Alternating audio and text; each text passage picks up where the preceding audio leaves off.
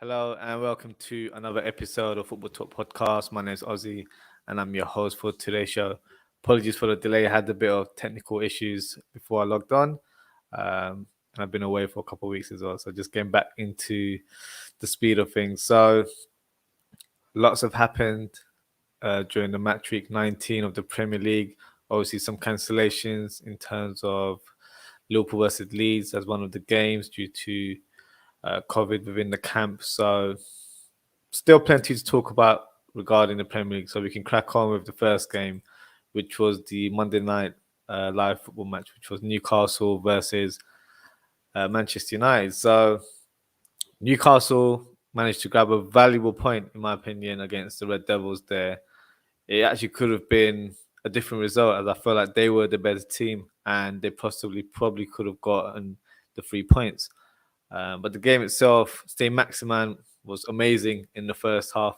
Looked like a prime JJ Okocha in the first half, toying around with Dalot on the right side of the defence for Manchester United with great trickery, uh, great runs as well with the ball. Really taking it on the United defence there. And his goal itself, what a goal it was. Great one from the left-hand side, cut it inside towards the middle of the area and shot early. I think unexpectedly, the goalkeeper wasn't really set to make the save, but the way he finished it, pretty much sliced it into the top corner. So fantastic goal to open the scoreline for Newcastle there. United was just pretty awful throughout the game, but at that stage, at half-time, something had to change, and they brought on Cavani and Sancho, which definitely changed the outlook of the game in general. And Cavani was able to grab the equaliser. A great cut pass by Dalla, who's offering a lot more attacking width in that Manchester United team. I guess playing a 4-2-2-2 formation, the fullbacks are even more vital in that system there. Great pass to Cavani, who shoots first time, which was blocked, and then manages to get another chance by lashing it onto the ball, and it creeped into the bottom corner. But they all count, don't they? So great equaliser for Cavani there. In my opinion, should be starting more games. I feel like he's probably the only player in that United team that actually presses from the front. Other players are more probably technically gifted in terms of on the ball. But when you've got a team that's playing such a narrow formation, you do need your front two to attack. Ronaldo and whoever his partner is during the game, it was Rashford against Newcastle, weren't really offering that sort of pressing game at the forefront. So for me, he should be starting a lot more games, but that's for the manager to decide there. Unfortunately for Newcastle, Callum Wilson and St. Maximan were injured during this game, which you would have thought may have sort of hampered their progress in the game as they were trying to hold on for the equaliser in terms of the point of the match. But they're actually really close to getting the winner. Jacob Murphy hits the post, and then straight away Almiron hits a lovely curler from outside the box, and fantastic leaping save by De Gea, who was kept very busy during the game and made some top saves. Overall, a fantastic point for Newcastle. Like I said earlier on, I do feel like they deserve the 3 points. As for me, United were really poor. Nothing seemed to click in any department. Things haven't really improved since that performance against Crystal Palace, I believe it was, which was quite a while ago. So a lot of work for Ragnick and his boys to improve on, as the performances for me haven't been positive in terms of their level of play. I know they've changed the new system, but it's a system I'm not a big fan of myself personally. I don't think they actually have the right players to even play that system. It's just a favoured formation that Ragnick likes to use. So maybe he needs to tinker that team a little bit and play a formation that suits the current squad. And then going forward, he isn't the long-term manager, but obviously he will have that kind of input as a consultant to acquire a manager that has that same philosophy possibly. So yeah, a lot of work for Manchester United, who are currently 7th, I believe. So yeah, not looking great for for them at the minute, but their neighbours are in fantastic form right now. Manchester City, what a performance. A goal fest, 9-goal thriller here. City were just rampant in the first half. Great goal by Kevin De Bruyne to open the scoreline. Nice finish from the inside of the box. Soft penalty, in my opinion, conceded by Tielemans toward Man City, a penalty. But Mahrez finishes it with great quality, hits the top corner. Gundogan was able to score a tap-in from a 6-yard box. That's his kind of trademark style of goal there. Sterling was tripped in the box. Another foul by Tielemans, who just had a poor game, especially in the first half. Sterling is able to convert a penalty. Similar finish from Mahrez, where he smashes in top corner. And then Maddison definitely added a spark to that Leicester team. Grabs a goal with a great counter-attack. Great 1-2 with Iheanacho. Lookman, another sub, gets a second goal for Leicester City with a great left foot finish. Maddison hits another shot that gets parried away by Edison onto the crossbar, but unfortunately for City, it arrives to Iheanacho's feet and he scores from close range. So at that stage, it's a bit of a worrying time, but it's pretty much cruise control for Man City. Laporte was able to get a goal from the corner, and then Sterling was able to get his sixth goal, not his, for City with a tap-in. So great performance by City. And, as a Liverpool fan, I have to be honest, they look unstoppable right now. And they were probably clear favourites at the beginning of the season. But right now, I feel like they're really strong. Liverpool are doing well to kind of challenge right now. But I have to be honest, they just look like a level above, if I'm honest with you. So obviously a long way to go. We're literally midpoint of the season right now. So lots of games to play with. Obviously, still a bit of uncertainty regarding sort of the COVID situation right now. So games might be postponed. We might be into a lockdown, which would mean games won't be played in the next few weeks. So it remains to be seen how it goes. But at this stage, City 100% look like the favourites to go on and get another league title there. Next fixture, Norwich versus Arsenal. For me, a kind of expected scoreline for Arsenal, as it's just a sort of batting season when you come up against Norwich, and that's being respectful there. Saka opens the scoreline with a great finish. Not the most powerful hits from him, but nevertheless still goes into the goal. Tierney drives forward from the left-hand side, hits the bottom corner. Great goal from the fullback who's just been reinstated into the team. Saka scores another goal, which was a great goal, great hit from outside the box. And Lacazette was fouled in the box, so penalty awarded, which was the right decision. Great finish by the French striker who steps up. And then Smith Rowe gets into the score sheet as well with a tap-in, assisted by Pepe on the right wing. So 5-star performance from the Gunners. Not much to elaborate. I think they were fantastic and definitely worth the money in terms of their result there. They still maintain their position in the league in fourth. So a great sort of turn of events in terms of their season, as when it started, it wasn't looking great. But being around the Champions League spots, it helps with their progress. And who knows how it will pan out towards the end of the season. One of their rivals in terms of location, but obviously for the Champions League spot as well as Tottenham, who produced a great win, a clean sheet, surprisingly. So first goal, Lucas Moura on the run from the right wing, and then squares it to Harry Kane, who applies a simple finish, 1-0 to Tottenham there. Emerson Royale, who I've not been very impressed with, if I'm being brutally honest with his performance. I still feel like he's adjusting to the Premier League, but he's just been, I think, off the pace, has really struggled to defend in one-on-one situations. But obviously playing a bit more further up might suit his position in terms of playing a bit more as a right midfielder rather than a fullback. But in this situation, he produced a great cross to Lucas Moura, who leaps over the defender and heads the ball in the back of the net. So great goal for the Brazilian winger there. Zaha, unfortunately, gets a red card during this game after a silly push on Sanchez. Right decision, in my opinion. Lucas Moura in a great cross towards the end of the game, and Son applies the final finish to wrap up the win. So some great improvements under Conte for Tottenham, and they look like a more solid team right now. A lot of the players that were underperforming, for example, even Harry Kane looked like a shadow of a player this season. You had Son, who was quite hit and miss, in my opinion. And then you had Dele Alli, who was pretty much non-existent before. Now he's showing great strides and has really improved in recent weeks. So, I'll be honest with you, against Liverpool, I was very impressed with these three players that I've just mentioned. So, looks like they've continued their form. And who knows? Definitely for me, they will be challenging for the top four.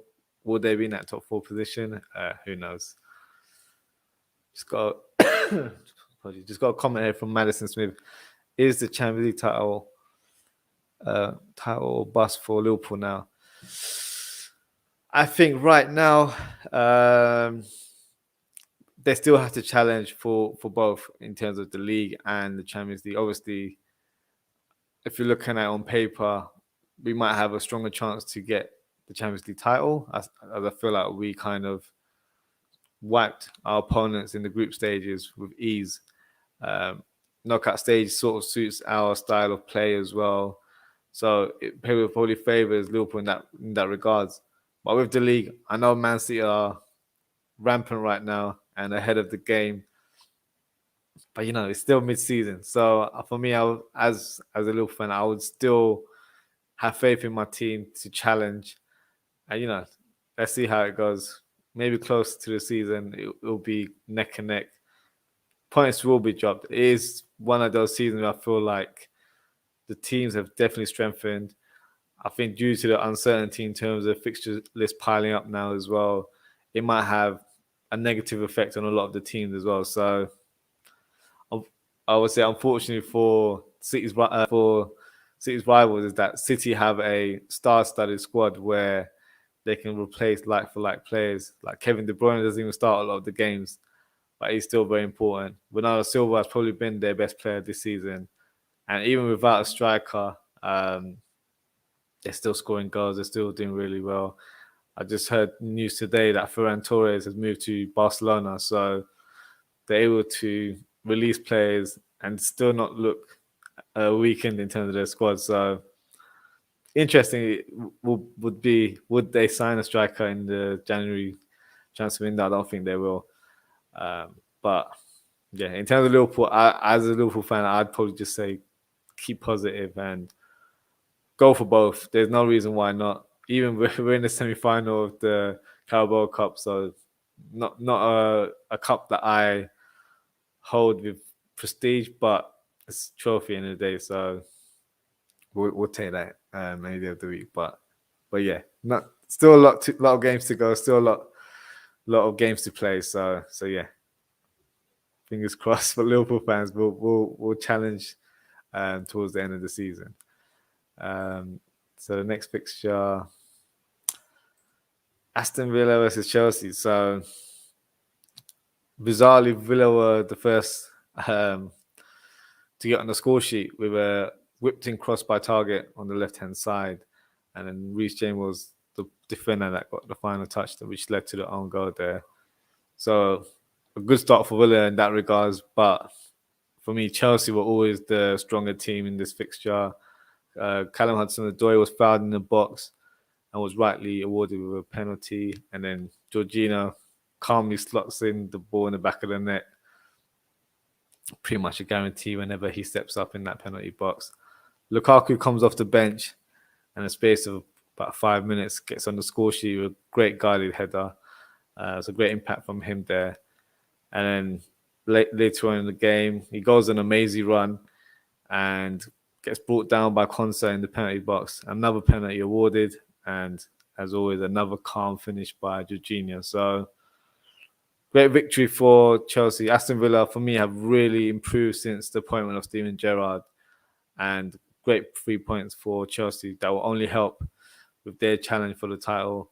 As I mentioned, I feel like City will probably walk away with it, but you've still got teams like Liverpool and Chelsea, for me, are the only rivals for that title spot right now. But yeah, a great win for them nevertheless. So what I'll do now, I'll present my team of the week for match week 19. So let me just load up the graphics for you guys.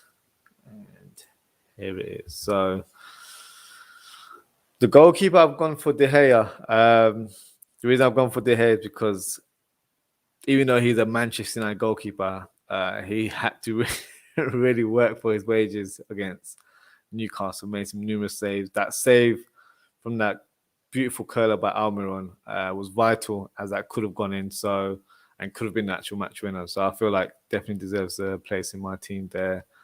Back four, I've gone for Tierney, left back. Solid performance, but obviously on the score sheet as well, which definitely helps with regards to my selection.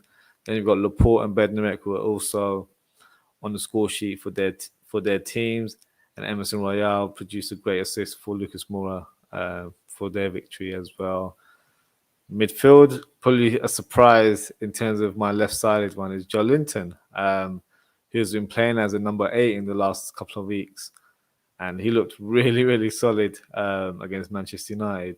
Probably suits his style of play to play in this sort of more central position and not as a focal point of a team up front or on the left wing. And used his physique really well, made some crucial tackles and great passing as well. So, yeah, a great all-round performance from Joelinton there.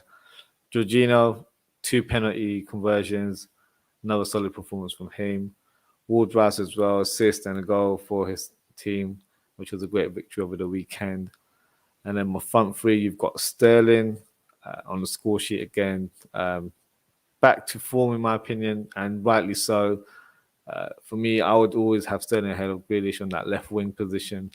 And I feel like his selection has been worthy and he's, getting the rewards for it as well, which is great to see. And you've got Lukaku.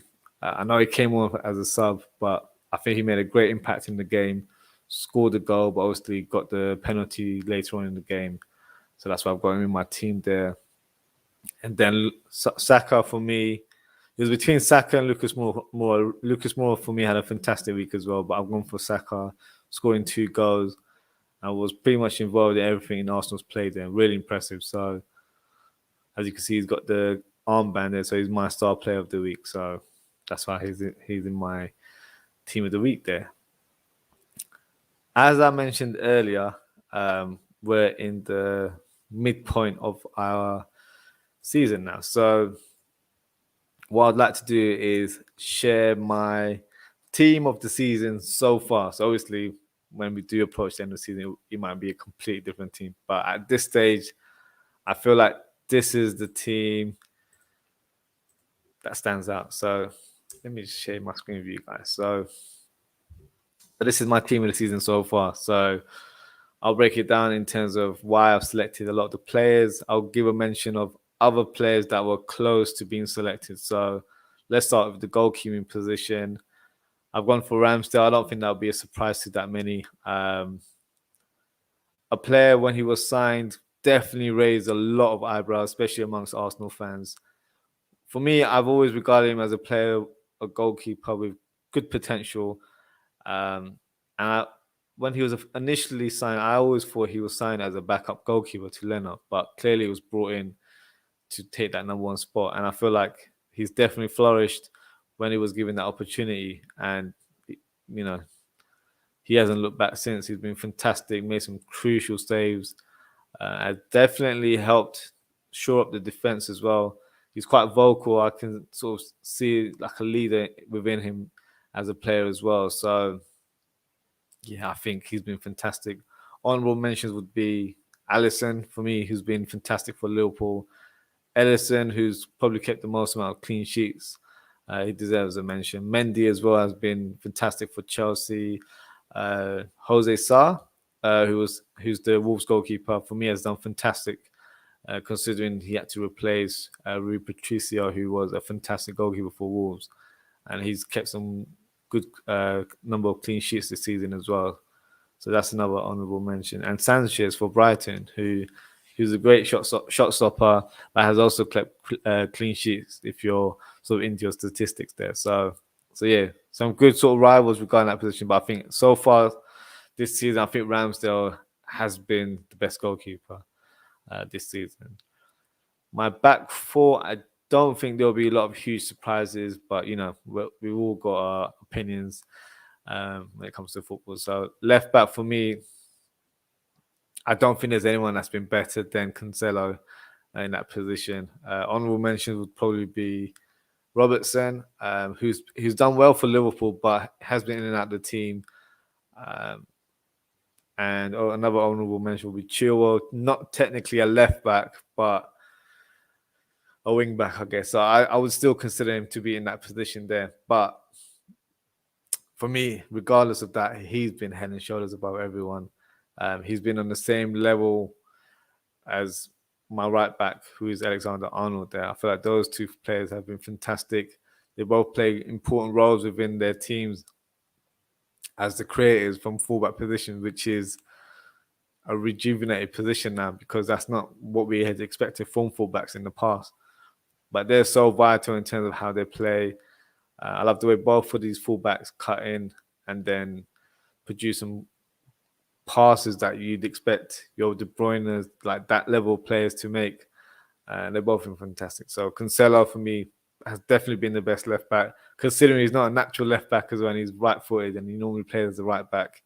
That makes it even better in terms of how he's performed. So 100% Cancelo in my left back position. As I mentioned, Alexander-Arnold, fantastic season so far in terms of his numbers.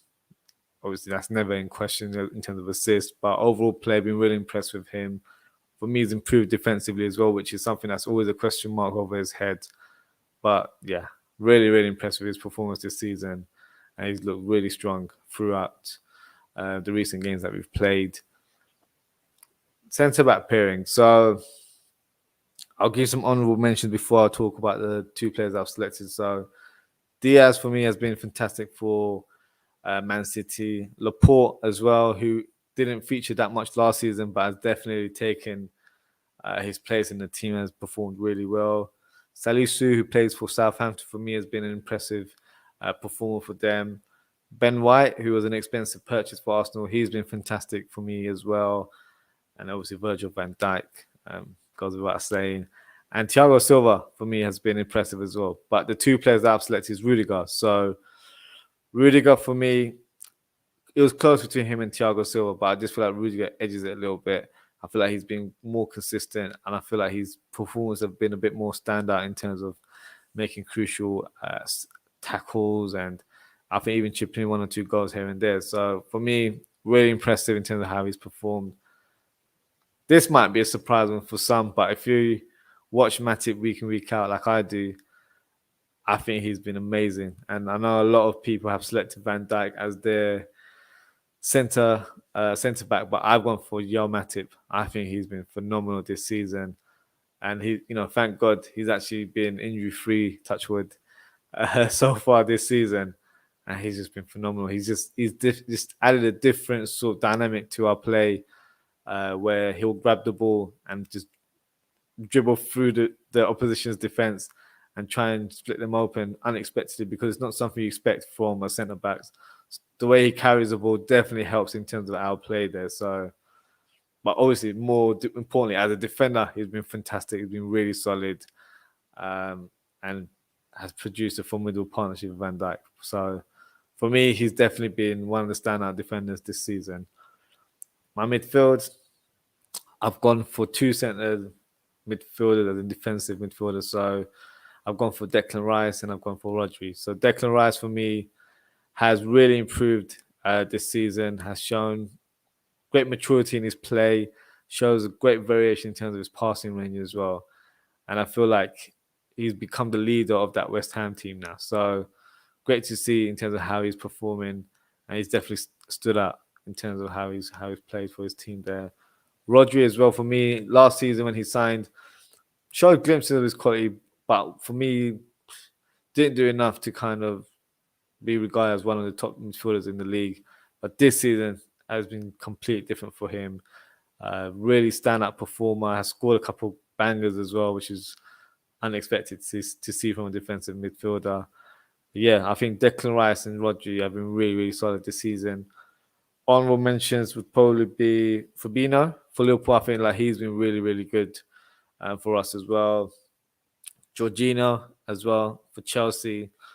Obviously, scores crucial penalties, which is great. But obviously, in terms of how he sort of plays as a deep playmaker, definitely helps the way the team ticks.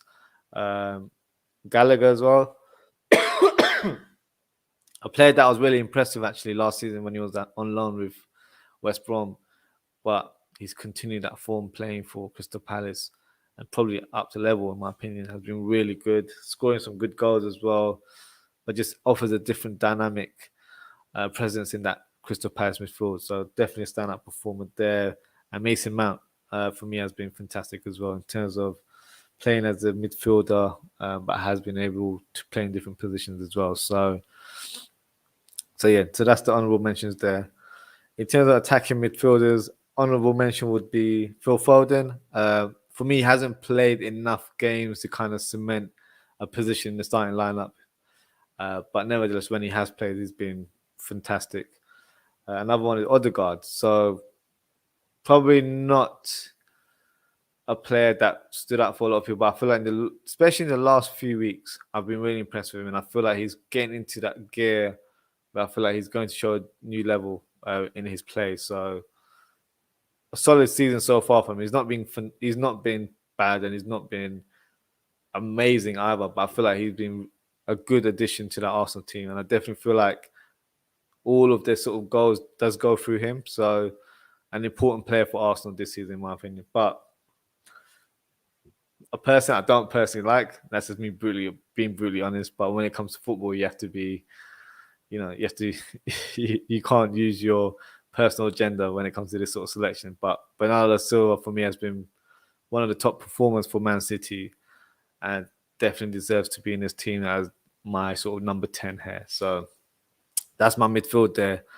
And then the front three, Mo Salah, don't really need to speak too much lyrical about him. Best player in the league, best player in the world, hands down. No arguments there. Argue amongst yourselves if you want to. I've got nothing to add in regards to that. Up front's been a bit of a tricky one because I don't think there's been any standout performances in terms of any strikers. Like I've got a couple honourable mentions. Like Lukaku for me had a great start to the season, but has dipped as well, obviously with injuries. Antonio as well recently has slightly dipped, but showed sort of a great scoring streak for West Ham. And Emmanuel Dennis, for me, he's been quite consistent in terms of how he's played for Watford. But for me, Jota has been fantastic. He's been a revelation at Liverpool. I expected him to be a top player for Liverpool, but I feel like he's definitely surpassed most expectations in terms of how he's played. He's pretty much made that role his own now, and leads the line really well. I think one skill that you probably didn't expect when you see a player like Jota is his heading ability. He's really good at that. Has scored a number of goals with his head this season. But just offers a different sort of presence up front. Very direct, very pacey, and can score with his left or right foot. So for me, he's definitely been the stand-up performer in the Premier League this season. And my left wing position is Smith Rowe. For me, he's really stood out for Arsenal. I feel like himself and Saka was probably an honourable mention actually for the right wing, and also Rafinha for me has been fantastic for Leeds United. But in terms of the left hand side, for me, a lot of people probably would have expected Grealish to be in that slot. I don't think he's kind of, and it's not because of the price or anything. I don't think he's performed at a consistent level that's expected of him. But for me, Smith Rowe has, and he's leading that team right now alongside Saka as well. And I feel like they're both getting the goals, but they're both performing to a very high level and consistently as well. So for me, I think he definitely deserves to be my team of the season so far. So we'll see what happens towards the end. But if you have a difference of opinion here, I'd love to hear from you. So drop a comment under the video.